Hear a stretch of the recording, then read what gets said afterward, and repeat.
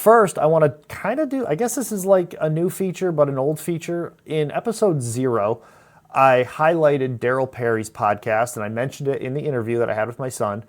And so when I mentioned his podcast before, Daryl had Chad on for an interview on his podcast for an interview. And so I highlighted that because Chad and I both ran the Winter Warrior half marathon. Well, I ran the half, he ran the quarter. Well, as I mentioned in the interview, this past week, I think it was this past week, maybe it was 2 weeks ago, I don't know. Chad Williams launched his podcast called The Cerebral Palsy Perspective, and he and Daryl are doing a joint podcast together where that's going to be more focused on what Chad does, and they're going to be doing interviews and stuff like that. But it was fun to know that in this episode 1 for them, they were highlighting and referencing our interaction, and in my episode 0, where I was just testing things out, I was mentioning them. So it was neat to get that mention, and I'll share a quick clip because I think it's fun, and I appreciate these two guys, and they really have a fantastic perspective on fitness, and with the fact that they both have cerebral palsy and they have that added struggle, it creates a really neat conversation to where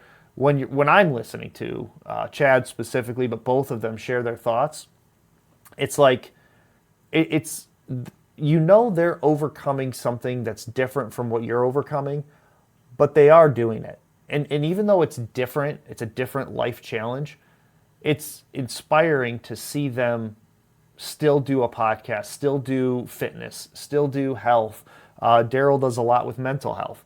To see them working through those situations, knowing the challenges that they face, and then you look at your own life and you go, I have my own challenges. And so it's just kind of inspiring to see what they're doing there. So check out, I don't even know. I think Daryl has like 2 podcasts, a ton of information on his blog and his website. He is just, from what I could tell, I haven't had a chance to go through all his stuff, just an absolute machine when I don't know if he's been doing this for years or if he just likes doing it, but he's got a ton of content, and I'm excited to see what Chad is going to put together with this new podcast as well. But let me just stop for a minute and share the clip that from their most recent episode, and check them out. Here's that clip. You introduced me to Jeremy a couple weeks ago, or by us having a conversation, he commented, and then he put his podcast out. He's back into podcasting again, and It's been cool to talk to him a little bit.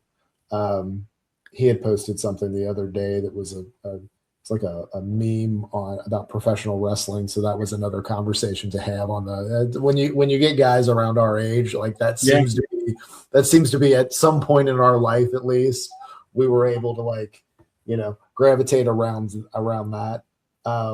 So yeah, that's been fun. But again, I think the biggest thing with any type of media is you have the opportunity to connect people. Again, you never know what's going to happen or what it's going to be.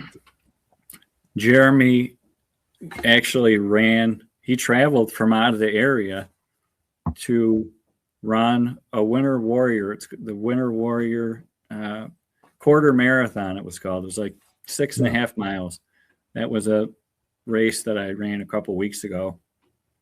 I was working through some things, some issues with my foot and my back, and I was going to cancel. And then I decided, you know what, with the mantra, I'm just going to show up for myself, and I'm going to do what I can do.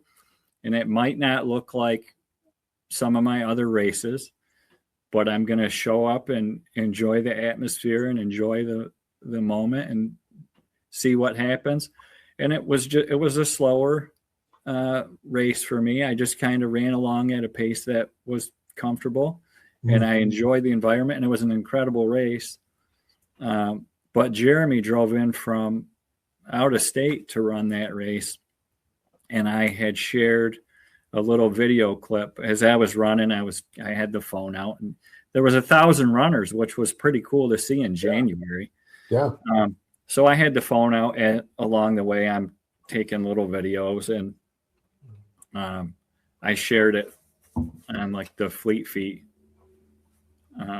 page. They shared it, and he's like, I remember seeing you out there, and you kicked butt. And he sent me a request, and so we've linked up on social media. But that's the same thing.